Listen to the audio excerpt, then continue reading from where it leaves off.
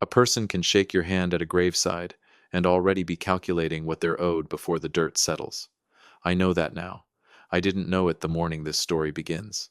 That morning, I only knew three things. My coffee had gone cold. My knees ached the way they always do when the Montana weather turns. And my daughter-in-law had left a voicemail asking, for the third time that week, whether my brother Raymond's attorney had been in touch yet. My name is Walt Greer. I'm 64 years old, and I've been running Greer and Sons excavation out of a gravel lot on the edge of Billings for going on 31 years. It's not glamorous work. I come home smelling like diesel and red clay most days, and my trucks have more miles on them than I care to admit. But the jobs get done right, and in this business, that's the only reputation that matters. Before I tell you what happened, I need to tell you about my brother Raymond, because none of this makes sense without him. Raymond Greer was 73 years old and drove a 2001 Chevy pickup that rattled like a tin can full of bolts going downhill. He'd owned that truck for over 2 decades and saw absolutely no reason to replace something that still ran. Raymond had worked his whole life as a land surveyor in Yellowstone County, the quiet kind of man who knew every ridgeline and creek bed in 3 counties by memory and never once felt the need to talk about it at dinner. He never moved far from where we grew up. He bought a modest house on the south end of Billings, kept a vegetable garden in the back, and lived exactly the same way at 73 as he had at 43. Steady, unfussy, deeply, quietly content. What most people didn't know about Raymond, and what he never advertised, was that 40 years of surveying rural Montana had given him an eye for land that most people simply didn't have. Back in the late 1980s, he'd quietly purchased several hundred acres of dry grassland up near the Rimrocks, north of the city. People thought he was being sentimental, buying land that looked like nothing, that produced nothing, that nobody in their right mind would develop. Raymond just smiled and said he liked the view. He was the only person I ever knew who could keep a secret without it seeming like a secret at all. My daughter-in-law, Carla, had married my son Marcus 6 years ago. I want to be fair here. I want to be precise. Because I've spent a lot of time, in the months since everything happened, trying to make sure I don't exaggerate what I saw back then and what I didn't. The truth is, Carla was always pleasant enough in the ways that are easy to measure. She remembered birthdays. She brought a bottle of wine to holiday dinners. She laughed at the right moments. What she didn't do, what I noticed in small ways over 6 years without ever letting myself name it, was ask about Raymond, not once. Not how he was doing. Not whether he needed help with anything since he was getting older. Not whether his survey work had slowed down. She didn't ask about Raymond because Raymond, in her calculation, wasn't relevant. He was a quiet old man with a rattling truck and no social value that she could measure. Until he was. Raymond passed on a Wednesday morning in early April, not long after his birthday. He'd been dealing with a slow-moving heart condition for about a year, the kind the doctors manage rather than cure, and he'd taken it with the same unhurried calm he took everything. The hospice nurse told me he'd been reading a surveying manual in the days before he passed, making notes in the margins in his careful handwriting. That detail has stayed with me. Even at the end, he was still measuring things, still paying attention. The funeral was held at the Lutheran Church on Grand Avenue. About 60 people came, which doesn't sound like much until you realize Raymond wasn't the kind of man who collected acquaintances. Every single person in that church had a specific reason to be there. Carla wore black. She stood with Marcus near the front and said the right things to the right people. She was gracious and composed, and said, more than once, that Raymond was one of a kind. I noticed she spent a lot of time near the reception table talking to Raymond's attorney, Gerald Foss, a soft-spoken man in his late 60s who had handled Raymond's affairs for the better part of 3 decades. I didn't think much of it at the time. I was too busy carrying a weight that had no name yet. It was my foreman, Dale, who kept things running at the company that week. 22 years with me, Dale could run Greer and Sons in his sleep and was decent enough not to make me feel guilty for being absent. He just sent short texts. Things are fine. Don't worry about the Henderson job. Take the time you need, Walt. That's the kind of man he was. The first sign came about 12 days after the funeral. Marcus and Carla came over for dinner, which was normal enough. What wasn't normal was what Carla said when we sat down at the table. She asked, casually, the way you might ask about the weather, whether I'd talked to Gerald Foss yet about Raymond's estate. I said Gerald had sent a letter saying we'd meet when the initial paperwork was in order. That was all I knew. Carla nodded and said she thought that was probably smart, to get it handled quickly, because Raymond's land holdings were apparently getting some attention from a development group out of Bozeman. I set my fork down. How do you know about Raymond's land? She smiled and said she'd been doing some research. Just trying to understand what the family was dealing with, she said. So, we could plan accordingly. Plan accordingly. I turned those two words over in my head for the rest of the meal. Friends, if you've ever sat across a dinner table from someone and felt the floor shift just slightly beneath your chair without being able to say exactly why, you know how that evening felt. Marcus seemed oblivious. He talked about work, asked about a bid I was putting together for a highway project, passed the rolls, without any apparent awareness that something had just moved in the room. And maybe I was wrong. Maybe I was reading grief into ordinary conversation and projecting shadows where there weren't any. I told myself that on the drive home from my own kitchen, which made no sense, but grief will do that to you. It'll make you doubt your own instincts just when you need them most. The next few weeks had a particular quality I can only describe as underwater. I'd be running equipment out at a job site, and suddenly I'd realize I hadn't thought about anything for the last 20 minutes, just staring at the ground being moved. Raymond had taught me how to read terrain when I was a teenager.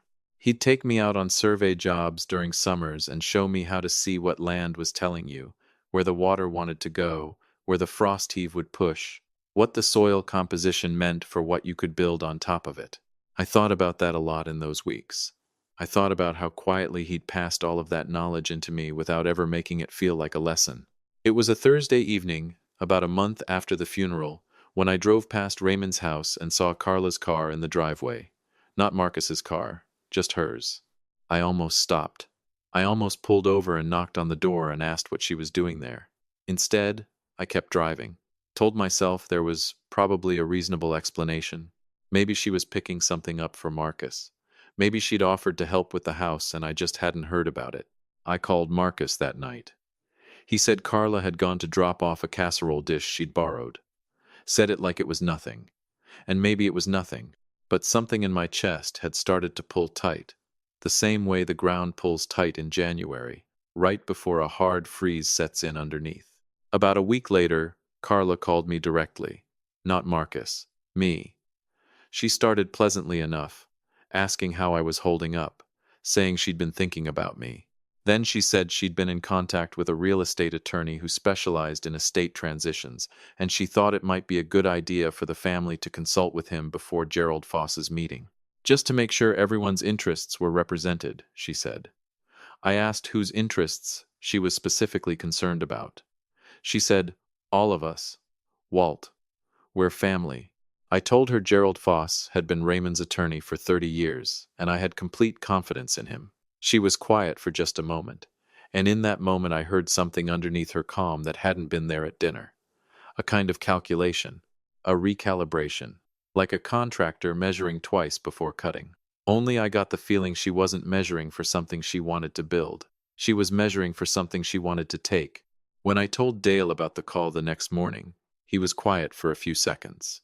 Then he said, Walt, in my experience, people who want to make sure everyone's interests are represented usually mean they want to make sure their own interests come first. I told him he might be right. He went back to work and didn't say another word about it, which was exactly the right thing to do. Gerald Foss called me the following Monday. He said the estate documents were ready for review. He said Raymond had been very thorough and very deliberate, and that there were some elements to the estate structure that he wanted to walk me through carefully before we brought anyone else into the room. He said it in a tone that told me to come alone. I didn't sleep much the night before that meeting. The week before Gerald's meeting, I found out through Marcus what Carla had been doing. She'd hired the real estate attorney she'd mentioned. She'd also, apparently, contacted the development group out of Bozeman herself to ask about the land's current valuation. She'd put together a spreadsheet, Marcus said, almost proudly, showing what Raymond's acreage was likely worth based on a proposed commercial corridor the county was considering north of the Rimrocks. He showed me the spreadsheet on his phone over the kitchen counter, and I could see her handwriting in the margins of a printed version next to it, circled numbers, projected timelines. A column labeled our share. Our share. Friends, I want you to understand something. Marcus is my son. I love him without reservation. And I could see in his face, as he showed me that spreadsheet, that he genuinely believed his wife was doing something thoughtful and practical and smart. He wasn't being greedy. He was trusting someone who was being greedy on his behalf and calling it planning. That distinction matters. It mattered a great deal in what came later.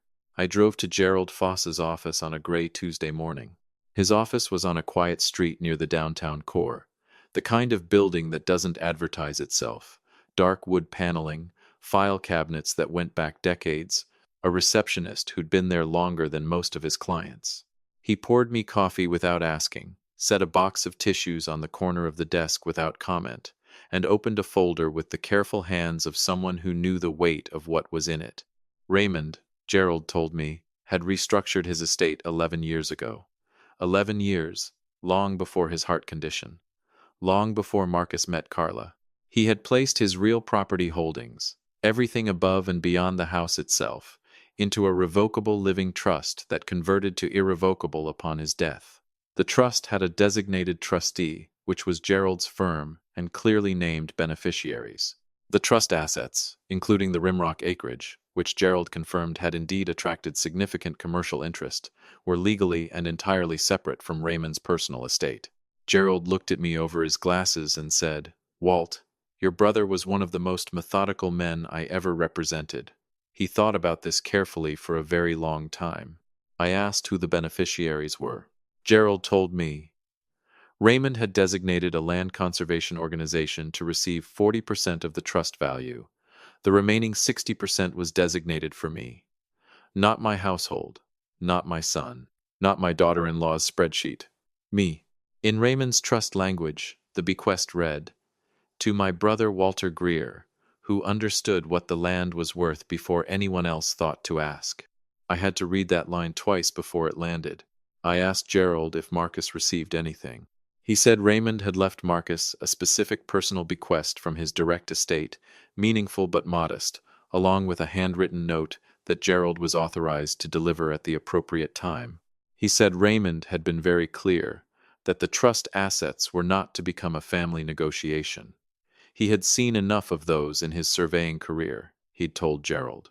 Land disputes had a way of ending relationships that survived everything else. I sat in that office for a long time after Gerald stopped talking.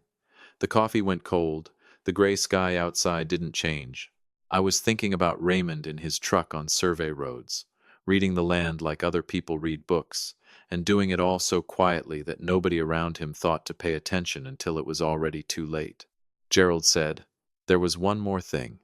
He reached into the folder and handed me an envelope. My name on the front in Raymond's printing, that careful block lettering he used for professional documents. I put it in my jacket pocket. I wasn't ready to open it in that office. The meeting with Carla and her attorney happened 4 days later, in a conference room at her real estate lawyer's building downtown. Marcus was there. Carla was there, dressed sharply, legal pad open, the confidence of someone who'd been rehearsing. Her attorney was a compact man named Hargrove who had the practiced ease of someone accustomed to winning before the other side knew the game had started. I came alone, no attorney, just me, 64 years old, work boots under the conference table. Carla looked at the door behind me when I walked in, expecting someone. When she realized nobody was coming, she smiled the way people smile when they think they've already won. Marcus smiled too, but his was the smile of a man trying to hold a room together. Hargrove laid out his opening quickly. He said his client had done considerable research into the estate, that there were significant assets tied to commercial real estate adjacent to a proposed development corridor, and that given Marcus's direct relationship to the deceased, they were prepared to discuss a fair and equitable distribution of those assets. I let him finish. Then I said, "Those assets aren't available for distribution. Gerald Foss is the trustee of Raymond's living trust. You'll need to direct any questions about the trust assets to him. The house and the personal estate are being handled separately. Hargrove's expression did something interesting. It didn't collapse. It recalculated. He said he wasn't aware of a trust structure and that he'd need to review any relevant documents before proceeding. I told him Gerald would be happy to provide the trust documents. I also told him that the personal estate, which was the only thing subject to normal probate, had already been designated clearly and was not in dispute. Carla had been very quiet since I spoke. Now she looked at me directly and said, "Walt, whatever Raymond left, Marcus is his nephew. He's family. Doesn't that mean something?" I said yes. It means Raymond left Marcus a personal bequest and a letter, which Gerald will deliver when the time is appropriate. What about the land? Her voice was still controlled, but something underneath it wasn't. The land is in the trust, I said. It's not part of any conversation we're having in this room. She looked at Marcus. Marcus looked at the table. Hargrove looked at his notes, and I could see him doing the same math Paul Hopper had done in that Charleston conference room, the math of a contingency fee that had just lost most of its value. She looked back at me. Her voice had dropped half a register. "You knew," she said. "You knew about the trust before this meeting." I told her the truth. Gerald told me about the trust 4 days ago. Before that, I didn't know any more than anyone else did. But Raymond knew, I said. Raymond knew 11 years ago. Carla was quiet for a long moment. Then she said, "Marcus deserves more than a note and a modest bequest from a man who was sitting on hundreds of acres of land worth millions." I looked at my son when she said that. He was still looking at the table. He'd gone very still in the way people go still when they realize they're somewhere they didn't mean to be. "Marcus," I said quietly. He looked up. "Your uncle loved you. That's in the letter. I know it is. But he built what he built himself, in his own time, and he had the right to decide what happened to it. The same way I'll have that right someday." Something moved across my son's face. Not greed, not anger, something closer to embarrassment. He nodded once, slowly, and looked away from his wife's expression. Hargrove closed his notepad. He said he'd need to review the trust documents before advising his client further on any potential course of action. I told him Gerald's information was in the materials I'd forwarded the night before. I stood up. Carla was still sitting, hands flat on the table, the legal pad in front of her suddenly looking very empty. "There are no hidden assets," I told her. "There's no number in a file cabinet we've been keeping from you. Raymond lived simply because he chose to. That was his right. What he built quietly, over 40 years, was his. He protected it because he wanted to. That's all that happened here." I didn't wait for a response. I walked out of that building, down 2 flights of stairs, and out onto a Billings sidewalk in the cold April air. I found a bench near the park 2 blocks over, the kind of bench that faces east so you can see the rim rocks in the distance on a clear day. I sat down and looked at the ridgeline for a while. Then I took out Raymond's envelope, his block lettering on the front. Walt. Nobody else still called me that anymore except him. I opened it carefully. "Walt, if you're reading this, then I'm gone and someone tried to get at what I spent 40 years building. I figured they might. I'm sorry you had to sit through that meeting. I know how much you hate conference rooms. I set things up the way I did not because I didn't trust you, but because I didn't know who else might be sitting at the table by the time you needed this. You always understood the land. You always knew that what something is worth and what someone will pay for it are 2 entirely different numbers. Take care of the acres, Walt. Let the conservation group do what they want with their portion, and use your share to take care of yourself for once, instead of those trucks. I love you, brother." I sat on that bench for a long time. The rim rocks caught the afternoon light the way they always do in April, that flat gray turning faintly amber at the edges. Raymond had surveyed land within sight of those ridges probably 1,000 times. He'd known what that acreage north of the city was going to be worth before the county ever circled it on a planning map. He'd known, and he'd waited, and he'd never once mentioned it at a family dinner, because it simply wasn't that kind of thing to him. That's who he was. He measured things quietly and accurately, and he kept his own counsel, and he loved the people he loved, without making a production of any of it. I folded the letter back into the envelope, and put it in my inside pocket, right against my chest. Marcus called me that evening. He was alone. I could tell from the quiet in the background. He said he was sorry. He said he hadn't realized how far things had gone until he was sitting in that room and heard his own wife refer to Raymond's property as something she was owed. He said it sounded different out loud than it had in their kitchen. I told him I understood. I told him that was usually how it worked, that things sound different when the people thereabout are no longer there to say anything back. He asked if Raymond's letter said what I thought it said. I told him yes. He was quiet for a moment, and then he said, I think I already knew he loved me. I don't think I needed the land to prove it. I told my son I believed him. I told him that was probably what Raymond counted on. We stayed on the phone for a while after that without talking much. Just the sound of two people who'd each lost someone, and were slowly finding their way back to each other from different directions. I'll tell you the rest of it briefly, because the rest of it isn't the important part. Hargrove reviewed the trust documents, and within 2 weeks confirmed to Carla that there was no legal avenue to challenge a properly structured irrevocable trust established 11 years prior to Raymond's death, well outside any contestable window. The land was the trust's. The conservation organization received their portion within the year. My portion provided enough to pay off the remainder of the company's equipment loans, put a meaningful sum into a college fund for the grandchildren I'm still hoping Marcus gives me someday, and keep the rest in a sensible place where it doesn't have to do anything dramatic to matter. Carla and Marcus are still married. I'll tell you that because I know you're wondering. Things were hard between them for several months. I kept my distance and let them work through it without me inserting myself.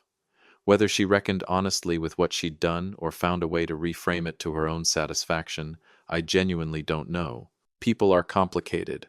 I stopped expecting clear resolutions from complicated people around the same age I started needing reading glasses. What I know is this. Raymond spent 40 years reading terrain that other people walked over without looking down. He bought land that looked like nothing because he understood what nothing sometimes becomes if you're patient enough and quiet enough to wait for it. He protected what he'd built, not out of secrecy or suspicion, but because he'd seen enough of the world to know that the people who love you most clearly aren't always the ones loudest in the room when there's something at stake. He left me the letter because he knew I'd need it more than the money. He was right. I drove back out to the Rimrock acreage on a Saturday in May, first time since Raymond's passing. Parked the truck where the survey markers started, and walked the perimeter the way he'd taught me, not rushing, not looking at my phone, just reading the ground. The grass had come in thick from the spring moisture. The ridgeline sat the same as it always had, indifferent and permanent the way only geography can be. I stood out there for a long time in the quiet, listening to nothing in particular. Raymond would have liked the quiet. He always did. I miss you, brother, I said to the ridgeline, to the long grass, to whoever was listening. Then I walked back to the truck, drove back to the yard, and got back to work.